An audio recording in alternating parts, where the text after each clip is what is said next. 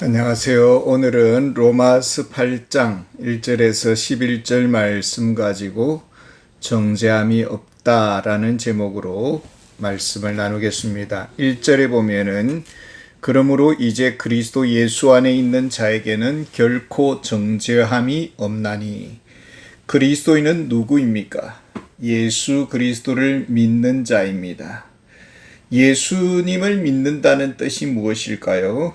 3절에 보면은 율법이 육신으로 말미암아 연약하여 할 수 없는 그것을 하나님은 하시나니 곧 죄로 말미암아 자기 아들을 죄 있는 육신의 모양으로 보내어 육신의 죄를 정하사. 하나님께서 아들을 세상에 보내셨습니다. 육신의 몸으로 이 세상에 예수님이 오셨습니다. 죄의 형벌을 아들이 담당하셨습니다. 죄의 형벌은 예수 그리스도만이 우리를 위해서 받으신 것입니다. 모든 죄의 짐을 예수님이 짊어지셨습니다. 예수님은 십자가에서 물과 피를 모두 쏟으셨습니다. 우리를 대신하여 죽으셨습니다. 이것이 우리를 위한 하나님의 구원 계획이요 방법입니다. 구원의 길은 예수 그리스도 외에 다른 길이 없습니다. 천하 모든 인간 중에 그 누구도 우리의 죄를 대신 담당할 자격을 갖춘 자가 없습니다. 오직 예수 그리스도만이 우리를 위해서 죄 문제를 해결해 주셨습니다. 그리스도인은 이 사실을 믿습니다. 예수 그리스도를 믿음으로 우리는 율법의 정죄에서 벗어났습니다. 율법 아래 옛 아담의 그늘에서 벗어났습니다. 이제 우리는 그리스도 안에 있습니다. 율법 아래에 있지 않습니다. 율법과 죄의 권세에서 해방되었습니다. 우리가 예수 그리스도를 믿을 때에 하나님은 우리를 의롭다 하셨습니다. 하나님께서 우리를 의롭다 하심으로 우리는 하나님과 화평을 누리게 되었습니다. 더 이상 우리는 율법의 정죄를 받지 않습니다. 가끔 우리가 죄를 짓기도 합니다. 죄의 수치심을 느낍니다. 예수 그리스도의 사람이 되었고 하나님의 거룩한 자녀가 되었습니다. 그러나 죄를 지음으로 말미암아 우리 내면 속에 있는 속사람, 하나님의 거룩한 성품은 죄에 대해서 거부 반응을 일으킵니다. 죄에 대해서 민감하게 또 슬퍼하는 것입니다. 그렇다고 율법의 정죄를 받아 지옥에 갈 것이라는 그런 두려움은 없습니다. 예수 그리스도의 셈 앞에 나아가서 씻음을 받습니다. 나의 죄를 고백합니다. 예수 그리스도의 피로 제3의 은혜를 입습니다. 결코 지옥의 형벌을 우리는 두려워하지 않습니다. 하나님으로부터 버림받을까 봐 염려하지도 않습니다. 이제 우리는 하나님과 영원한 화평의 관계 속에 있습니다.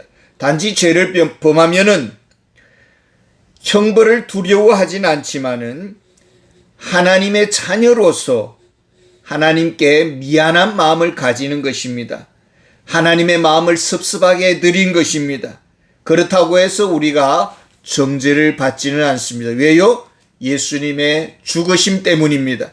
우리가 하나님과 화평의 관계를 누리는 것, 우리가 오늘 평안과 자유를 누리는 것은 오직 예수 그리스도의 은혜입니다. 하나님이 행하신 이 구속의 역사 때문입니다.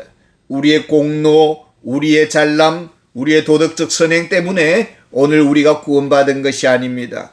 우리가 예수님을 믿습니다. 예수님을 믿을 때 우리의 마음속에 성령께서 들어오십니다. 성령님께서 그리스도의 생명을 가지고 우리 속에 들어오십니다. 그래서 우리는 성령의 사람이 되는 것입니다. 그리스도의 사람이 되는 것입니다. 그리스도인의 삶의 방식은 무엇일까요? 4절에 보면은 육신을 따르지 않고 그 영을 따라 행하는 우리에게 율법의 요구가 이루어지게 하려 하심이니라.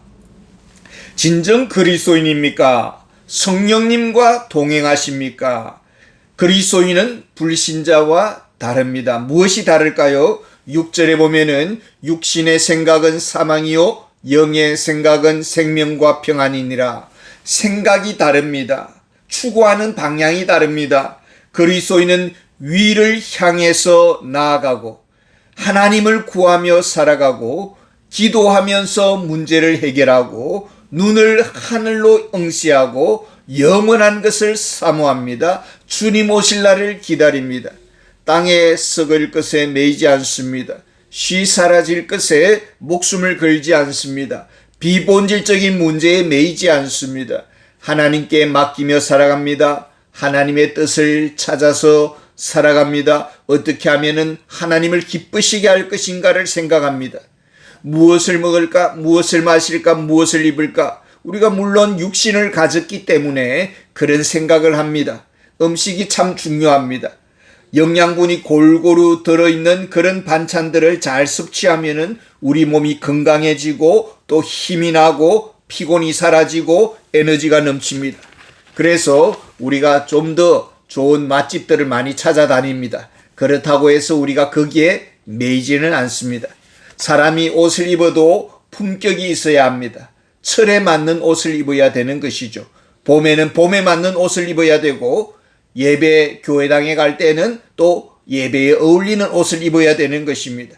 그렇다고 빚을 내면서까지 동대문 시장을 헤매 돌아다니지는 않습니다. 어떻게 하면은 이 지역을 복음화할까? 어떻게 하면 우리 교회가 좀 더 아름답게 성장할까? 어떻게 하면 내가 예수 그리스도를 닮아갈까? 어떻게 하면 성경 말씀을 좀 더 잘 이해할 수 있을까? 이것이 성령을 따라가는 그리스도인의 촉입니다. 항상 안테나가 세상에 있는 것이 아닙니다. 김정은이 어떻고 윤 대통령이 어떻고 물론 세상 돌아가는 일에 대해서 우리가 안테나를 켜지만은 그렇다고 해서 여기에 너무 매이지는 않습니다. 역사와 국가를 주관하시는 하나님께 우리가 맡기면서 살아가는 것입니다. 하나님의 궁극적인 통치를 믿고 오늘 내게 주어진 일에 최선을 다하는 것입니다. 오늘 우리는 무슨 생각을 하고 살아가고 있습니까? 내 안에 육신의 본능은 항상 우리를 끌어당깁니다. 제 취미생활이 있는데 이 취미생활이 너무나 좋습니다. 그래서 이 취미생활을 취미가 늘 내 가슴을 두근거리게 만들죠. 그렇지만은 그것에 매인다면은 성령님께서 내 마음속에 너 하나님보다 이것을 더 사랑하는 것이 아니냐라고 묻게 되는 것입니다. 우리 그리스도인은 누구입니까? 지금 내가 어떤 상태인가? 지금 내가 바른 길을 가고 있는 것인가? 지금 이대로 가면은 혹시 사고 날 확률은 없는가? 이런 적색 신호등을 켜주시는 분이 누구일까요? 9절에 보면은 만일 너희 속에 하나님의 영이 거하시면 너희가 육신에 있지 아니하고 영에 있나니 누구든지 그리스도의 영이 없으면 그리스도의 사람이 아니라. 그리스도인은 우리 몸 안에 성령님이 거하고 계심을 인식하는 것입니다. 물론 우리 몸 안에 육신적 죄의 본능이 있고 또 성령님도 여전히 계십니다. 하나님이 내 안에 계십니다. 성령님이 내 몸 안에 내주하고 있습니다. 내 마음을 모두 아십니다. 내 생각을 살펴보고 있습니다. 나의 앉고 일어섬을 아십니다. 나의 말을 다 듣고 있습니다. 내 내면의 상처도 알고 계시고 내 내면 속에 있는 선뿌리도 알고 계십니다. 성령님은 그래서 이 모양 저 모양의 이런저런 사건을 통해서 우리를 만지시고 우리 내면을 치유하기를 원하시는 것입니다. 내 자신이 나를 좀 더 잘 알면서 살기를 원하십니다. 그래서 성령님께서 깨닫도록 도와주시는 것입니다. 우리는 늘 성령 안에서 우리 자신을 점검하는 시간이 필요합니다. 고린도후서 13장 5절에 보면은 너희는 믿음 안에 있는가? 너희 자신을 시험하고 너희 자신을 확정하라 했습니다. 성령님의 내주하심을 믿고 있습니까? 성령님이 내 안에 살아계심을 인정하십니까? 그렇다면 말 조심해야 되고요. 생각을 조심해야 합니다. 처신을 바르게 해야 합니다. 세월이 지나면서 느끼는 것이 있습니다. 참 하나님 두렵구나. 그래서 말을 함부로 해서는 안 되는구나. 내 처신을 정말 잘해야 되는구나. 이런 생각을 하는 것이죠. 하나님은 우리가 거룩하게 살기를 원하시고 또 하나님이 가까이 계심을 인정하면서 살기를 원하십니다. 하나님은 모든 것을 보고 있고 모든 생각을 다 알고 있다라는 것을 우리가 의식하면서 하나님 앞에서 살아가기를 원하는 것입니다. 우리가 육신의 연약함을 가지고 있습니다. 때로는 멍 때릴 때가 있습니다. 생각의 줄을 놓을 때가 있습니다. 그리고 때로 휘청거립니다. 그렇다고 해서 우리가 율법의 정죄를 받지는 않습니다. 그래서 우리는 소망합니다. 세월이 가면서 육신이 점점 연약해집니다. 그리고 내 몸이 내 뜻대로 움직여지지 않습니다. 젊은 날에는 폴짝폴짝 토끼처럼 뛰어다녔습니다. 그런데 지금은 천천히 걷습니다. 예전에는 생각이 팍팍 돌아갔습니다. 지금은 좀 테이프가 천천히 돌아갑니다. 병원 다니는 횟수가 많아졌습니다. 안과, 피부과, 이비인후과 다니는 데가 많습니다. 그 싱싱했던 피부가 어느 사이인가 점점 이렇게 어두워져 갑니다. 맑은 눈도 흐려지고 안경도 돋보기 안경 이런 여러 가지 다초점 안경도 있고요. 병원에 다니는 데가 한두 군데가 아닙니다. 우리의 그 사람은 낡아지고 있습니다. 그러나 우리의 속사람은 더욱 우리 주님을 사모해야 할 것입니다. 언젠가는 우리의 몸도 마음도 영혼도 영원히 쇠하지 아니하는 부활의 모습으로 우리가 나타나게 될 것입니다. 11절 보면은 예수를 죽은 자 가운데서 살리신 의 영이 너희 안에 거하시면 그리스도 예수를 죽은 자 가운데서 살리신 이가 너희 안에 거하시는 그의 영으로 말미암아 너희 죽을 몸도 살리시리라.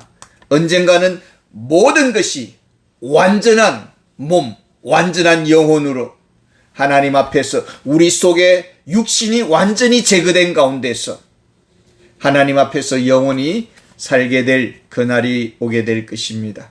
감사합니다.